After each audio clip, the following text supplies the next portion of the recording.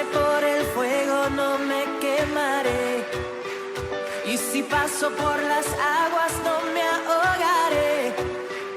Aunque haya oscuridad, con fe caminaré, pues tú siempre vas conmigo. Tu palabra dice: no hay justo que tú hayas desamparado. Eres pan para el hambriento y el necesitado.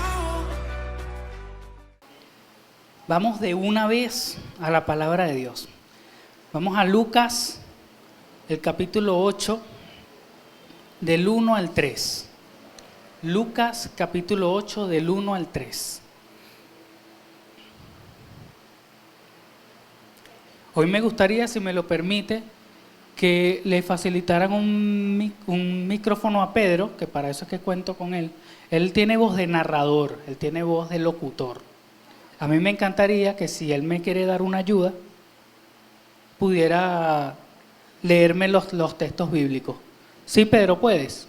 De ahí mismo, no ahí viene ya el micrófono. Lucas 8, del 1 al 3. Bueno, vamos a leer Lucas 8, capítulo 8, versículo 1 de la Nueva Traducción Viviente. ¿Qué significa eso? Ajá. Ok, dice: poco después, Jesús comenzó un recorrido por las ciudades y aldeas cercanas, predicando y anunciando la buena noticia acerca del reino de Dios. Llevó consigo a sus 12 discípulos, junto con algunas mujeres que habían sido sanadas de espíritus malignos y enfermedades. Entre ellas estaban María Magdalena, de quien él había expulsado 7 demonios; Juana, la esposa de Chuza, administrador de Herodes; Susana y muchas otras que contribuían con sus propios recursos al sostén de Jesús y sus discípulos. Listo. Gracias, Pedro. Pero tranquilo que vamos a leer más. ¿Verdad que tiene una voz de locutor? Tiene una buena voz, ¿cierto? Ajá, ok. Vamos a hablar de María Magdalena, una mujer que vemos aquí en este texto bíblico. Su nombre era María.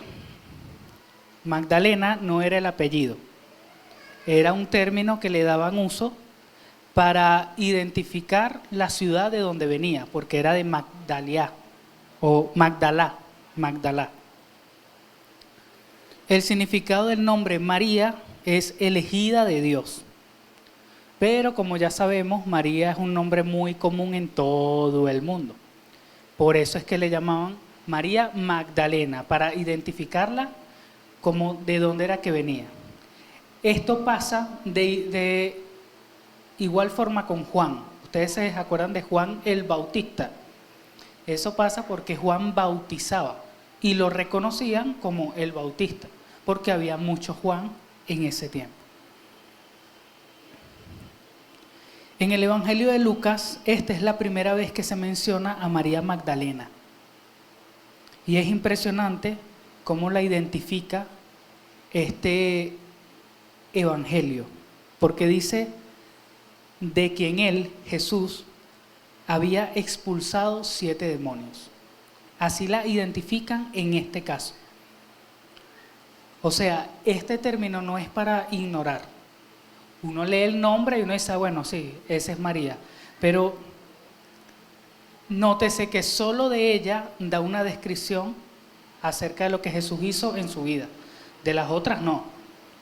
De las otras es como en general. Son otras que Jesús sanó, que Jesús la liberó, pero a esta exclusivamente María Magdalena dice de quien él había expulsado 7 demonios.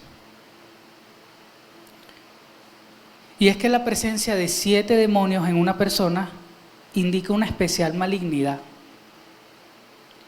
O sea, no era cosa de juegos. La Biblia nos muestra que las personas endemoniadas sufrían de ciertas enfermedades mentales o físicas, actuando de manera descontrolada y que sufrían mucho y vemos en algunos casos como con ceguera Vemos en otros casos como de columnas, andaban encorvados. Aquí yo tengo todos los textos bíblicos, pero no quiero darles vueltas por toda la Biblia para indicarle cada una de las cosas. Pero se los dicto por si quieren. Todos estos casos, esos los podemos ver en Mateo 8, 28, Mateo 12, 22, Marcos 1, 26, Lucas 13, del 10 al 13. Pero específicamente la presencia de 7 demonios era algo mucho más serio. Y en Mateo hay una descripción que nos ayuda a poder entender esto. En Mateo 12, del 43 al 45. Mateo 12, del 43 al 45. ¿Quieres lo lees tú otra vez? Espero. Ya va, se prende todo arriba, esperas un ratico y luego hablas. Ya va, déjalo así, déjalo así. ¿Habla? Nada. Ahí. Aló, ajá.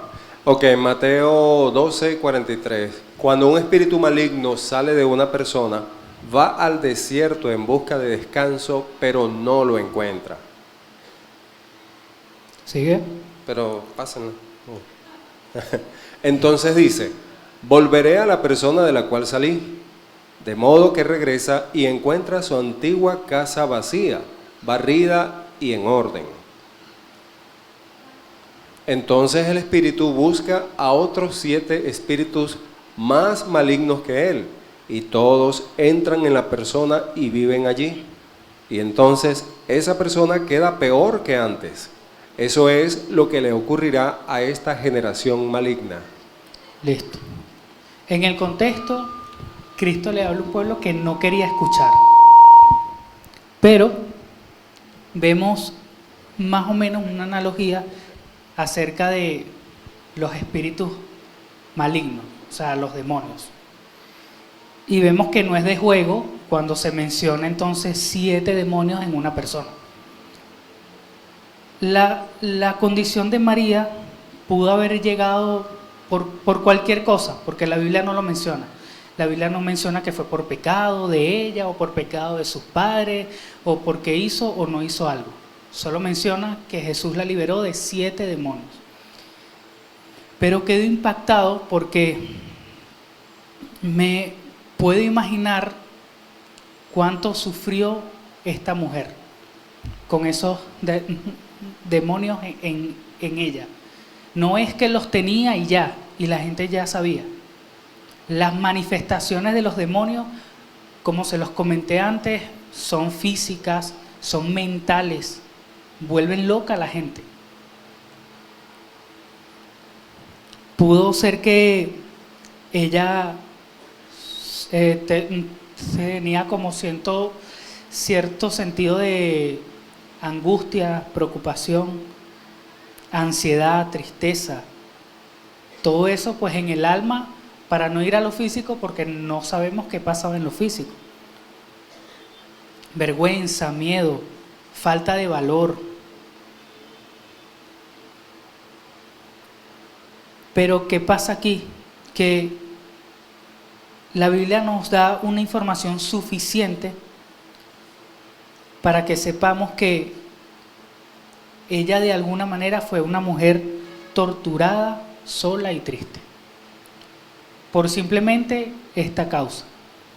Porque las personas, a los endemoniados, los sacaban del pueblo a un lugar lejos, a donde estaban las lápidas de los muertos, a donde enterraban a sus muertos, lejos del pueblo. A ellos todos los sacaban hacia allá.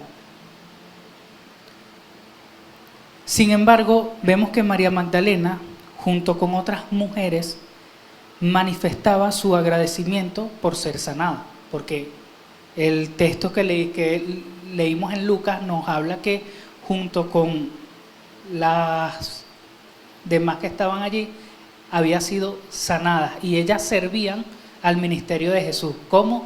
Dando de sus propios bienes. Ese era su servicio para Jesús y los 12.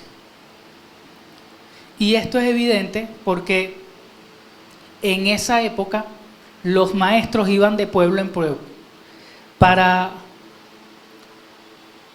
que la gente le diera de sus ofrendas, o no la gente, sino aquellos que los escuchaban y les gustaba sus enseñanzas. Entonces ellos le daban de sus ofrendas a los maestros para que siguieran yendo de pueblo en pueblo. Jesús era un maestro, pero ellas agradecían no solo por las enseñanzas, sino por ser sanadas. Evidentemente vemos entonces que María, independientemente de la situación que pasó, se convirtió en una seguidora de las enseñanzas de Jesús, porque siempre estuvo con Jesús. María, sin embargo, sin pensarlo, sin imaginarlo, ni planificarlo, desarrolló identidad, carácter y valor. Vemos que cuando estaba con Jesús ya no era la misma mujer endemoniada, ya ella ya no tenía esos demonios. Y eso hizo que ella buscara la manera de cambiar sus actitudes, su forma de ver, su forma de pensar o su forma de caminar. Eso le daba más valor, independientemente de la posición que tenía dentro del ministerio de Jesús. Vemos que los demonios que antes estaban dentro de ella ya no volvían. ¿Pero por qué? Porque estaba con Jesús, porque seguía con Jesús, porque permanecía con Jesús. La sola presencia de Jesús, vemos que los demonios huían. Tanto que vemos en algunos casos en la Biblia donde llega este hombre a un pueblo y de repente viene un endemoniado y se le pone enfrente y le dice: ¿por qué me estás atormentando? O sea, era algo impresionante esa autoridad de Jesús. Y ella, por supuesto, permaneció con Jesús hasta el final. Pero ¿qué pasa aquí? Que todavía eso no era causa de transformación para su vida. Vemos cambios en su vida, vemos cambios en Magdalena. Vemos cambios como se da más valor, ahora es más responsable, ahora está dentro de un grupo, ahora hace cosas, sirve a otros, pero son cambios. El cambio no es lo mismo que la transformación. Podemos ver cambios en una persona que quizás todavía no ha sido transformada, ¿sí? Y esto es lo que veíamos en Pedro, cuando Jason y Miguel dieron esa prédica. Veíamos un cambio en Pedro desde que conoció a Jesús, pero todavía no era transformado.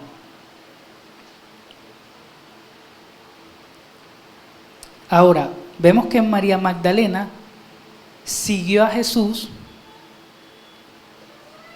pero solamente cuando tuvo un encuentro con Cristo fue que fue transformada.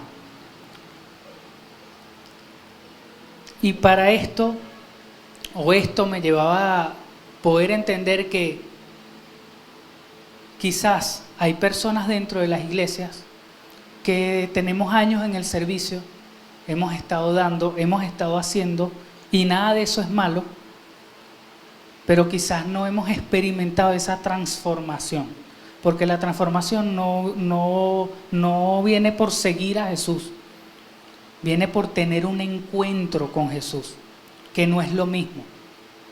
Esto le pasaba a Job con Dios. De oídas te había oído. Y Job era un hombre que seguía todos los estatutos de Dios, pero aún no lo conocía. Lo vemos en Pablo, cuando Nando y Pedro expusieron acerca de la vida de Saulo y de Pablo. Él, cuando tuvo el encuentro con el Señor, fue que empezó a ser transformado, pero a raíz de un encuentro con Jesús. Incluso vemos que Jesús le dice: Saulo, ¿por qué me persigues? Aún él, persiguiendo a Jesús, él todavía no era transformado, porque la transformación viene en un encuentro con Dios. Ahora en este momento vamos a ir a Juan 20, del 11 al 18.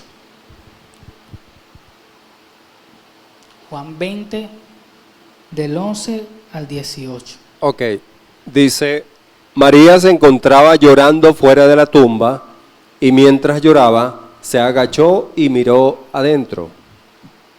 Vio a 2 ángeles vestidos con vestiduras blancas, uno sentado a la cabecera y el otro a los pies, en el lugar donde había estado el cuerpo de Jesús. Apreciada mujer, ¿por qué lloras?, le preguntaron los ángeles. Porque se han llevado a mi Señor, contestó ella, y no sé dónde lo han puesto. Dio la vuelta para irse y vio a alguien que estaba de pie allí. Era Jesús, pero ella no lo reconoció. Apreciada mujer, ¿por qué lloras?, le preguntó Jesús. ¿A quién buscas? Ella pensó que era el jardinero y le dijo, Señor, si usted se lo ha llevado, dígame dónde lo puso y yo iré a buscarlo. María, dijo Jesús. Ella giró hacia él y exclamó, Raboní se dice, Raboní, que en hebreo significa maestro. No te aferres a mí, le dijo Jesús, porque todavía no he subido al Padre. Pero ve a buscar a mis hermanos y diles, voy a subir a mi Padre y al Padre de ustedes, a mi Dios y al Dios de ustedes.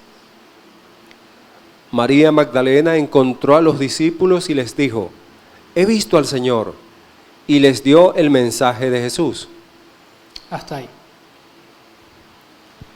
En este texto vemos a una María apasionada por el Señor. Tan apasionada que fue una de las mujeres que estuvo en el juicio con Pilato. Estuvo cuando Jesús cargó la cruz. Estuvo cuando la montaron en la cruz. Estuvo incluso en la muerte de Jesús y también en la resurrección. Ella era una mujer apasionada, pero tan apasionada que Jesús mismo tuvo que frenarla cuando ella lo iba a tocar o algo hizo, una seña hizo para ir a acercarse a Jesús, porque vemos que Jesús dice, no te aferres a mí, pero hay unas versiones que dicen, no me toques, porque todavía no he ido al Padre. Ese no me toques es cálmate, ya va, tranquila. Ella era una mujer apasionada por Jesús y quería estar con Jesús, así como vemos en Pedro, pero hay cosas que no podían hacer en el momento.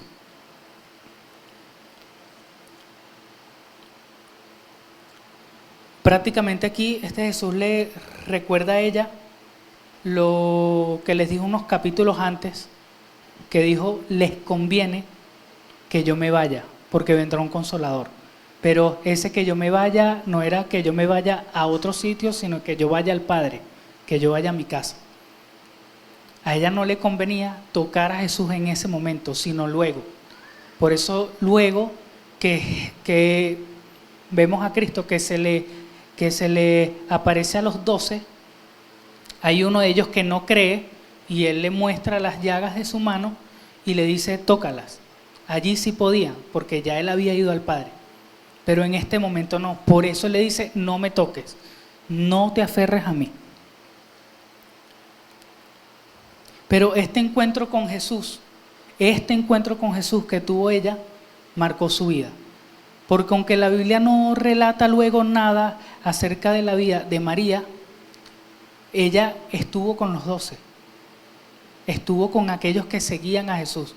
Y yo no dudo de verdad que ella pudo estar en el Pentecostés, cuando recibieron todos el Espíritu Santo.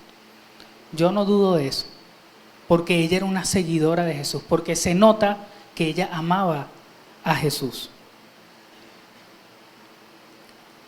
Ahora, aunque la Biblia no lo relata, yo creo en la transformación de María Magdalena en ese momento. Pero ¿por qué es la transformación? Hay un fruto de la transformación o que da la transformación en la vida del hombre, que no es muy común, pero se ve en la mayoría de los casos que Jesús o Cristo transforma a las personas. Y es el fruto del testificar. Cuando testifico es porque hay un cambio brusco, impactante, pero milagroso en mi vida.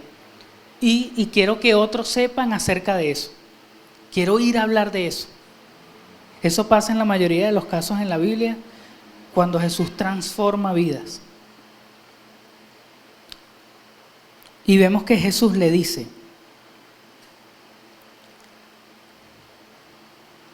en el 18 no le dice en el 17, todavía no he subido al Padre, pero ve, busca a mis hermanos y diles. Y en el 18 ella va y le dice, he visto al Señor, y les dio el mensaje de Jesús. Ella fue impactada por ese momento con el Cristo que resucitó, con el Cristo que vino en gloria y poder. Ya no era el Jesús, ahora era el Cristo el que resucitó. Ella fue una mujer que estuvo en la tumba, que esperó a ver al muerto y a llevarlo y a limpiarlo, pero de repente no lo vio y lo ve vivo y es impactada por ese encuentro con el Señor. Y es aquí en donde yo caigo en la conclusión que la transformación, aunque yo quiera que pase o en mi vida o en la vida de alguien más, no va a venir solo porque yo quiero que pase. No va a venir porque nada más yo hablo con la persona. Esto pasa mucho en las parejas.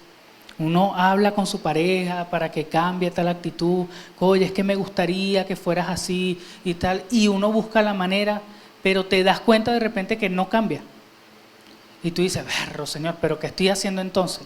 O sea, estás haciendo lo que yo no te estoy mandando a hacer. Porque yo simplemente te pido que ores. Oras por la persona para que tenga un encuentro real con el Espíritu Santo de Dios y ahí va a venir la transformación. No es por todo lo que yo le explique. A mí me pasa o me pasaba mucho con Karen porque yo tiendo a explicar mucho. Yo quiero que me entienda. Entonces yo le digo, amor, pero es que mira, esto es por esto y esto. Sí, pero es que no puede ser así. Eso pasa a veces cuando yo le digo, mira, vamos a salir el sábado a las 5 de la tarde. Ok, ella ya está mentalizada que vamos a salir a las 5 de la tarde, pero algo pasa y no podemos. Entonces viene el punto de, pero es que tú me dijiste. Pero mami, ¿no ves todo lo que está pasando? ¿No ves todo lo que hice esto? Sí, pero es que tú me dijiste. Yo sé que yo te dije, mi amor, pero mira, si tú te pones a ver, tuve que hacer esto, lo otro, sí, está bien, pero tú me dijiste. Y eso no se hizo. Entonces, ¿qué es lo que buscaba yo? Que ella me pudiera entender. Entonces ese tú me dijiste, empezaba a generarse más intensa la cosa hasta que llegaba una discusión porque ella no me entendía y porque yo le dije algo y no lo cumplí. Pero el punto estaba en que yo no iba al Señor, en que yo no oraba para que ella cambiara esa actitud de tú me dijiste, sino que empezara a ver todo lo que pasó y dijera, bueno, él me dijo, pero es entendible, no se pudo. Cuando empecé a ir al Señor, eso pasó. Ya no he oído más desde hace ¿cuántos años? También podrías ir al psicólogo. Mira Karen allá. Mira, podrías ir al psicólogo para que te ayude. Sí, ¿verdad? Ya tengo años que no... es que tú me dijiste, porque también he tratado de medir mis palabras. Entonces ya no digo mucho. Claro, ahí lo que... Si vamos a salir, vamos a ver. Ya va. Ahí lo que corresponde es que cuando tú veas que no se va a dar el plan, le informes, mira, yo creo que no se va a poder porque está pasando esto. Exactamente. Karen, no. Pero pasa, ahora vamos a ver, con Laila igual. Laila es una niña y Laila, si yo le digo algo, hay que cumplirlo. Eso ya lo vivió Pedro. Pedro le dijo un sábado, el próximo sábado te traigo una galleta. Y tenía ese sábado en las piernas de Laila. Pero, ¿y mi galleta? ay, Laila, se me olvidó. Se molestó con Pedro, ya no lo iba ni... Pero él se dio cuenta que las palabras de uno para un niño pesan y las palabras de un hombre para su esposo pesan, para su esposa pesan. Ok, ahora, parte de lo que les comentaba es que el fruto de la transformación o uno de los frutos de la transformación es el testificar. Cuando testifico algo es porque he sido transformado es porque he tenido un encuentro con el Señor. Y esto pasa incluso con el endemoniado gadareno, que hay un momento que Jesús le dice, ve a tu casa y a tu familia y dile todo lo que el Señor ha hecho por ti y lo misericordioso que he sido contigo. Así que el hombre salió y fue a las 10 ciudades de la región donde vivía y comenzó a proclamar las grandes cosas que Jesús había hecho por él. Y todos quedaban asombrados de lo que él hacía. Este hombre no fue solo a su casa, a donde Jesús lo mandó. Le dijo, ve a tu casa y a tu familia. Pero él fue a toda la región, porque fue impactado por el Señor. Y ya eso ya lo vamos a ver a detalle. En Lucas 8 del 26 al 39. Vamos a ver qué fue lo que hizo el Señor en la vida de este hombre para que él haya ido a toda una región a proclamar de lo que Jesús había hecho. Ok, dice, luego llegaron a la región de los Gerasenos, al otro lado del lago de Galilea. Mientras Jesús bajaba de la barca, un hombre que estaba poseído por demonios salió a su encuentro. Por mucho tiempo había estado desnudo y sin hogar, y vivía en un cementerio, en las afueras de la ciudad. En cuanto vio a Jesús, soltó un alarido y cayó al suelo frente a él, y gritó, ¿por qué te entrometes conmigo, Jesús, Hijo del Dios Altísimo? Por favor, te suplico que no me tortures. Pues Jesús ya le había ordenado al espíritu maligno que saliera del hombre. Ese espíritu a menudo tomaba control de él. Aun cuando el hombre estaba bajo custodia, con cadenas y grilletes, simplemente los rompía y se escapaba al desierto, totalmente controlado por el demonio. Jesús le preguntó, ¿cómo te llamas? Legión, contestó, porque estaba lleno de muchos demonios. Los demonios seguían suplicándole a Jesús que no los enviara al abismo sin fondo.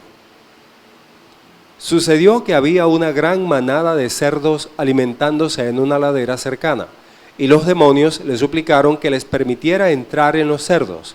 Entonces Jesús les dio permiso. Así que los demonios salieron del hombre y entraron en los cerdos, y toda la manada se lanzó al lago por el precipicio y se ahogó. Cuando los que cuidaban los cerdos vieron lo sucedido, huyeron a la ciudad cercana y sus alrededores, difundiendo la noticia mientras corrían. La gente salió corriendo para ver lo que había sucedido. Pronto una multitud se juntó alrededor de Jesús y todos vieron al hombre liberado de los demonios. Estaba sentado a los pies de Jesús, completamente vestido y en su sano juicio, y todos tuvieron miedo. Entonces los que habían visto lo sucedido les contaron a los otros cómo había sido sanado el hombre poseído por demonios. Y todos los habitantes de la región de los Gerasenos le suplicaron a Jesús que se fuera y los dejara en paz, porque una gran ola de miedo se apoderó de ellos. Entonces Jesús regresó a la barca y se fue, y cruzó nuevamente al otro lado del lago. El hombre que había sido liberado de los demonios le suplicaba que le permitiera acompañarlo, pero Jesús lo envió a su casa diciéndole, no, regresa a tu familia y diles todo lo que Dios ha hecho por ti. Entonces el hombre fue por toda la ciudad proclamando las grandes cosas que Jesús había hecho por él. Hasta ahí. Este caso ya no era de 7 demonios, ¿verdad que no? ¿Era de cuántos? Investigando me di cuenta que una legión romana tiene aproximadamente 6.826 hombres. O sea que cuando habla de legión, habla de una cantidad extremada de demonios que poseía ese hombre. Y si vemos que Magdalena era una mujer que sufría, yo no me quiero imaginar a este hombre. Rompía los grilletes con su propio cuerpo, rompía las cadenas. La gente lo tomaba como loco. Es impresionante ver. Ahora, puede que no haya sido ese 6.000 y pico de demonios. Vamos a ponerlo como vemos en uno de los evangelios, que hay como una concordancia, en donde él envía a los demonios a los cerdos, y ahí dice que son por lo menos 2.000 cerdos. Vamos a ponerlo que fuera 2.000 de los espíritus estos que lo poseían. Independientemente, más de 7, error, es tremendo. 2.000 demonios, 6.000, una legión. Yo no me puedo imaginar el sufrimiento de este hombre. Claro, uno lo pasa porque ve ese milagro del Señor, ¿no? Y uno dice, perro fino, ya Cristo lo liberó y chévere. Pero yo no me puedo imaginar todo ese tiempo que ese hombre estuvo con los demonios adentro. Es impresionante. Yo no me puedo imaginar la vida de Magdalena y el cambio que Jesús hizo. Por eso es que vemos que él, cuando Jesús lo manda a que vaya y le proclame a su familia, él no solamente se queda con su familia, él impacta a toda la región. Él fue a toda la región, hablando de qué, de las maravillas del Señor. Entonces, es algo que vemos ¿dónde? Lo vemos en los Salmos. David siempre se inclinaba a que canten de sus maravillas y de sus señales y de sus proezas y de sus milagros.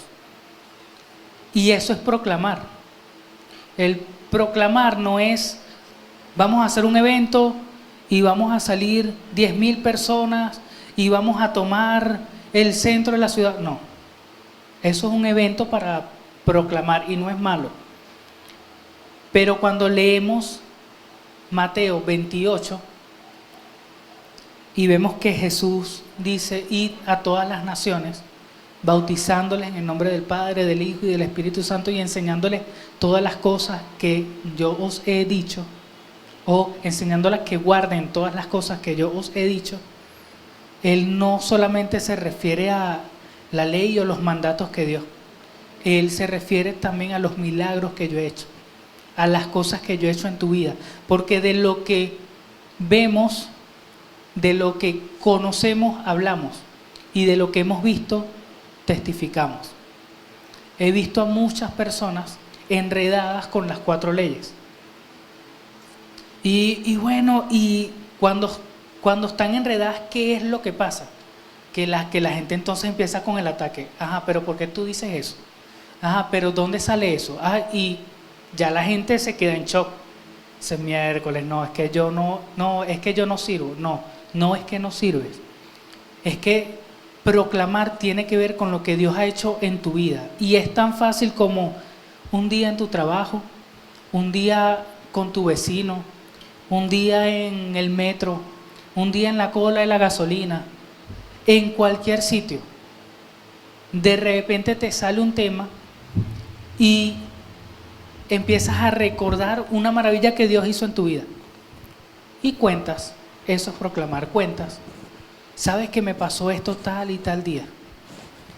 Pero chamo, yo no sé cómo, creo que fue Dios, porque es el único que yo pienso que lo pudo hacer. Hizo tal y tal cosa. Entonces empieza un tema acerca de Dios. Y la gente empieza a hablar de Dios. No, ¿sabes que yo soy católico? Ay, sí, ¿verdad? Y empieza una conversación de la nada. Eso es proclamar. Eso es proclamar. Y uno lo pone como, hay que salir, hay que planificar. Bueno, pero yo no quiero ir solo. Déjame ir con alguien, porque es que si voy solo yo siento que me voy a enredar. No, eso es algo diario. Eso es algo que tiene que pasar como si nada, naturalmente. ¿Por qué? Porque Dios ha hecho una obra en ti, ¿cierto? ¿En quién Dios ha hecho una obra aquí? En todo, ¿cierto? Esas obras, cuéntenlas. Y es parte de la transformación incluso que Dios puede hacer en otros.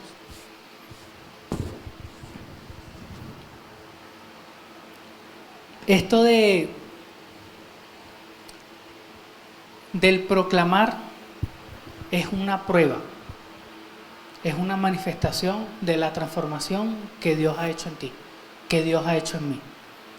Algunos Dios los colocó para proclamar dentro y fuera, a otros solo afuera, porque tienen la pasión de ir a gente nueva.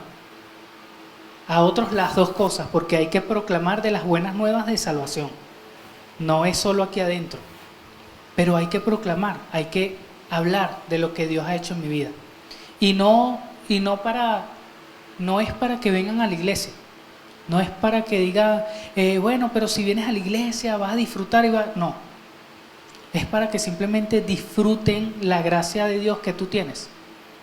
Simplemente eso. El venir a la iglesia es como si lo invitaras a tu casa. ¿Sabes que yo voy a hacer un compartir un miércoles en mi casa? ¿A ti no te gustaría ir? Ay, sí, claro que sí. Lo mismo pasa aquí. ¿Sabes que los sábados a las 3 de la tarde hay un compartir en un sitio donde yo voy? ¿Vienes un rato? Y ya. Ay, es que estoy engañando a la gente. No. Esto es un compartir, esto es una palabra que se le da a la gente. El que quiere se queda, al que Dios convence se queda, el que no, bueno, Dios no lo quiso, Dios no lo quiso aquí. Puede que Dios lo quiere en otro lado. No hay una frustración, no hay nada. El tema nuestro es que la transformación que haya en nuestras vidas podamos proclamarla. El tema nuestro es que entendamos que la transformación que viene a nuestra vida no es porque yo cambio, no es porque yo digo, bueno, yo voy a ser ahora una persona nueva, no. Es por un encuentro con el Señor. Solo un encuentro con el Señor va a transformar las vidas nuestras. Si no hay un encuentro con el Señor, puedes encontrarte sirviendo, haciendo buenas cosas. Y en el mundo hay muchos hombres que hacen buenas cosas, que tienen plata y dan sus donaciones y hacen esto, hacen lo otro, pero no hay una transformación en su vida. Si quieres una transformación, tienes que buscar netamente un encuentro con el Señor. Y es lo que hemos visto en la mayoría de los personajes que hemos analizado aquí. Una vez les hablaba de José, y José fue una persona que se encontraba con Dios.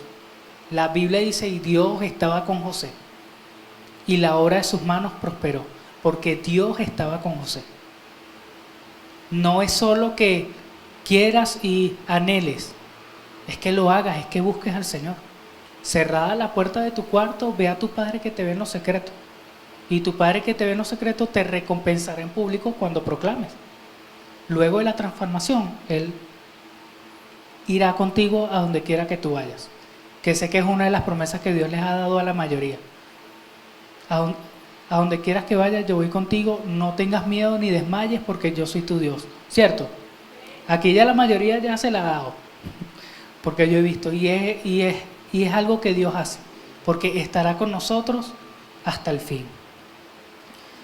Vamos a ponernos de pie y vamos a orar.